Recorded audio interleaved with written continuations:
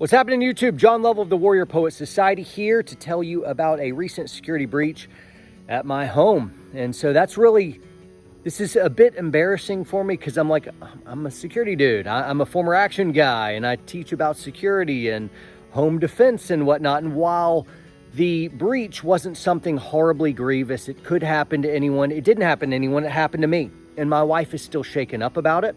And I'm still reeling in the aftermath of, okay, what am I gonna do different? And perhaps I'm saying this is something more major than it is, but it could have been really, really bad. So what I wanna do is I wanna get into what happened and then what I'm gonna do differently.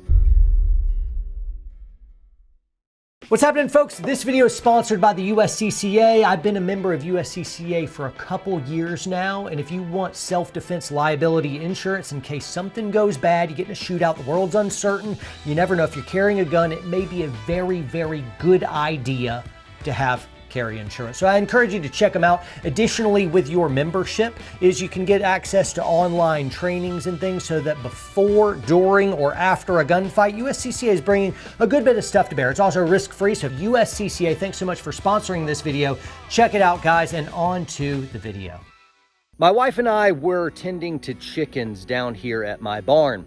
As we were doing so, my youngest son came onto my porch in my house. There's some ways distance between my house and barn, and he's yelling about a man and a heat stroke. My ears prick up because I'm like, a man, what is going on? And I move into kind of a security mode, which doesn't really happen. My adrenaline is up. I jump in my side-by-side and I jet up to the house and I kind of pull in diagonally. So I've got some distance from my front and rear porches, some standoff distance so I can evaluate, get eyes on anybody that could be a security threat and have some distance that I can play with to a tactical advantage. So anyway, I immediately ID some dude on my front porch, and this is very upsetting. I live out in the country. No one just walks up on your house like had apparently happened here. There were no vehicles, and so if you're at my property, you meant to be there. It's like nobody just walks up here. So I have a 12 gauge shotgun on me, and at the ready, I yell at him, hands up! And he immediately complies, hands shoot up, shocked expression.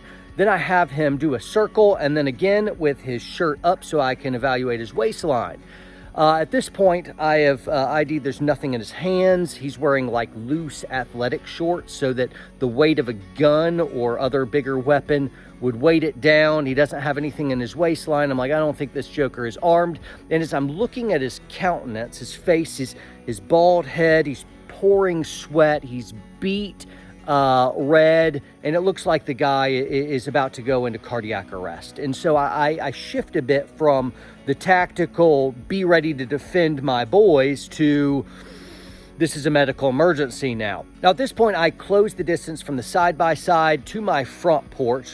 Close the distance quickly. I'm keeping eyes on. I don't bring my shotgun with me. I'm just gonna have to rely on open hand skills if something comes up, because I'm not out of the woods yet in security, but now I'm really downgrading my tactical priorities to more the moral priorities of this dude may be dying, save a life. And so I start asking him interview questions. I'm like, hey, where'd you come from?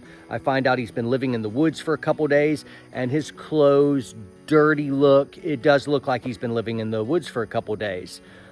He is telling me that he fell in with the wrong crowd and he's so sorry, and that he OD'd on meth and he thinks he's gonna die. He had that same kind of stuck in a positive feedback loop where he's telling me over and over of he shouldn't have done it and he's sorry. No matter what you ask him, he's gonna talk about how he shouldn't have done it and he fell in with the wrong crowd. It's that if you've ever talked to a recovering addict who has been caught in their, shame, it's that pleasure and shame cycle. It's just it keeps repeating on autopilot. And he was doing that thing.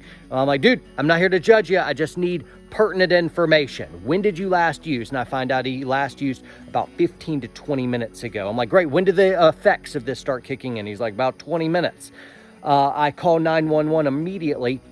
And I'm talking to the dispatch lady, and she's asking me questions on my location and trying to figure out how in the world to get to where I'm at. And I'm looking at the guy. I have him seated in front of me. My youngest son has brought him some water. He's seated in front of me, and I'm standing over him, and I'm looking down at the guy, and I'm like, I don't think he's going to make it. I'm driving him. Dispatch says, I don't advise you to do that. And I'm like, I copy that. I'm doing it anyway. I hang up, and now I'm saying, hey, I'm taking you to the hospital. And so we run to get in my vehicle. At this point, I get ahead of him just a little bit, and I'm making sure he's right close behind me so that I can go ahead and arm up. I grab my pistol. I put it on me. I've got a knife at the ready because still security. You just never know somebody in that state, what they may do. And so there you go. Again, we'll get to the aftermath of what I'm going to do differently in the future. This is just what I did, right?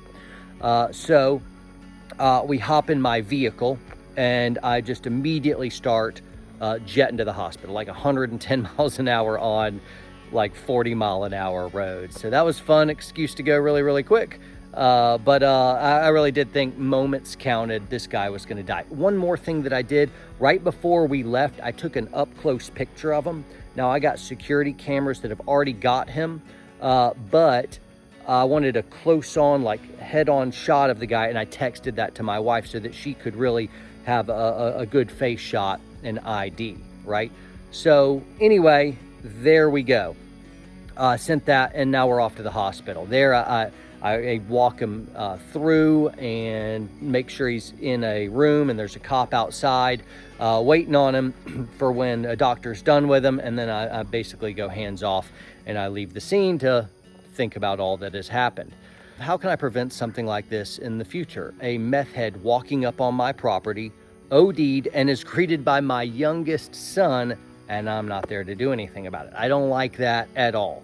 Now, some things have broken down. In one hand, I'm doing a lot of the right stuff. I'm looking at my house now. I've got security lights, and I've also got motion activated lights. So if you try to do any penetration test on my home, it's going to set off no matter how you go. And similarly, I've got that worked out with my security camera. So I've got this joker coming up on security cameras. We got all kinds of shots on them. But when this happened, I did not have my phone on me while I was dealing with the chickens.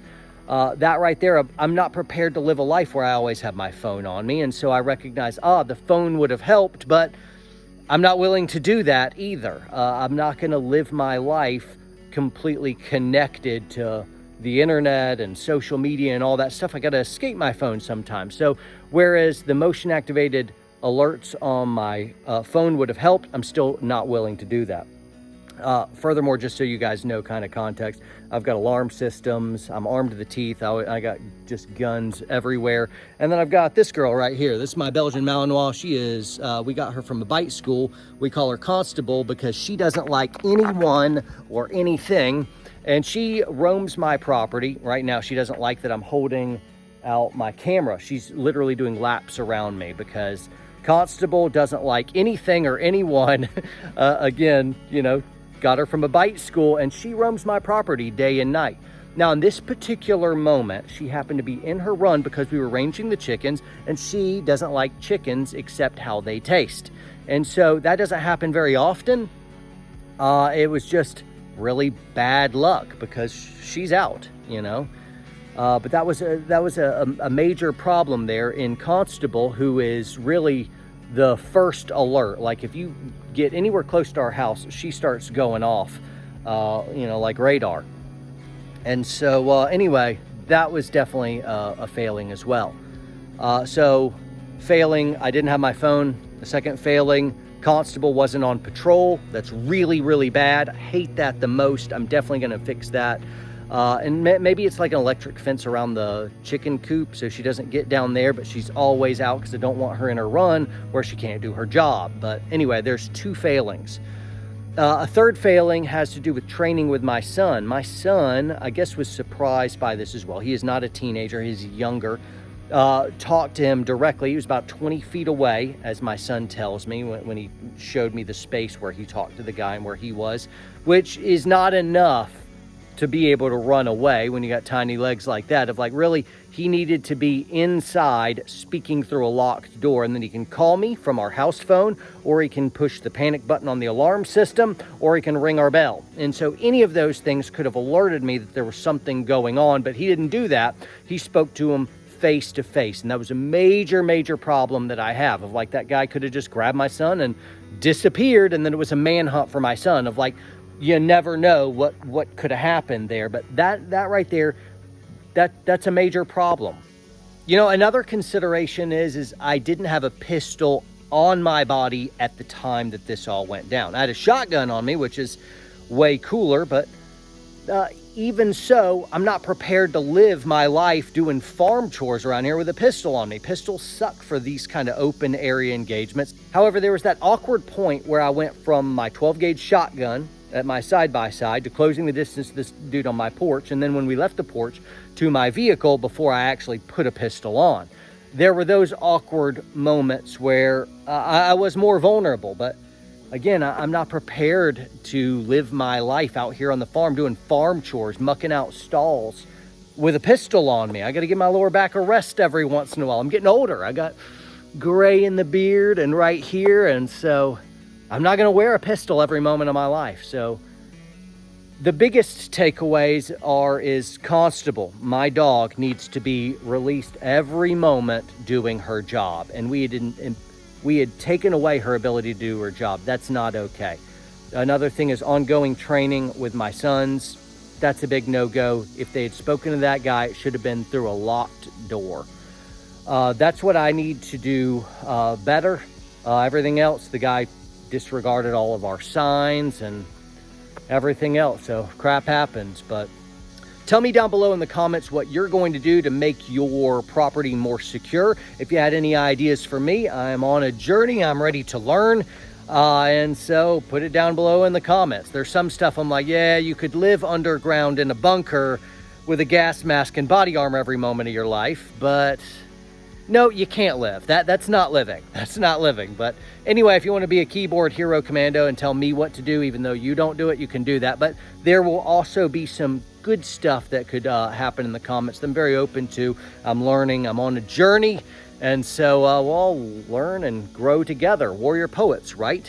Forces for good in the world. We're making it better and safer, right? Guys, make sure you like this video, share, comment down below, subscribe, toggle notifications bell to all, and turn notifications on your phone so that you can hear from us when we give you content like this, which is pure fire gold, and it makes you better. It's not just entertainment, it's education, and I think that's really, really cool. Check down below for relevant links. Also check out our watchwpsn.com, our streaming service app, watchwpsn.com, and we'd appreciate your support. Guys, train hard, train smart, stay free. We're living in uncertain times. We have pandemics, natural disasters, civil unrest, and even war. And you need to be ready for this. I'm EJ Snyder, extreme survivalist, 25-year Army combat vet. I'm bringing you my years of knowledge and experience to help you in this situation. Yeah, sure, you probably see me out there on Naked Afraid, Dual Survival, and First Man Out. But I'm more than just a wilderness survivalist. I'm a total survivalist. And that doesn't mean just being out there in the wilderness. That means here at home too. And we've put together the ultimate bug-in and home defense guide. In this guide is critical information that can save you and your loved one's life.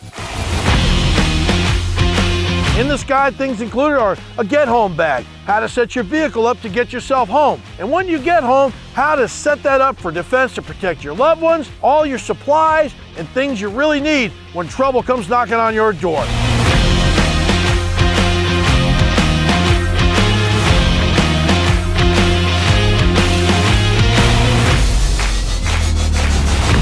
This guide is designed for everyone, no matter what your background or your circumstances, whether you're living in the city or in a rural area. Whatever your budget is, this is the framework for you to defend your home and be prepared for anything.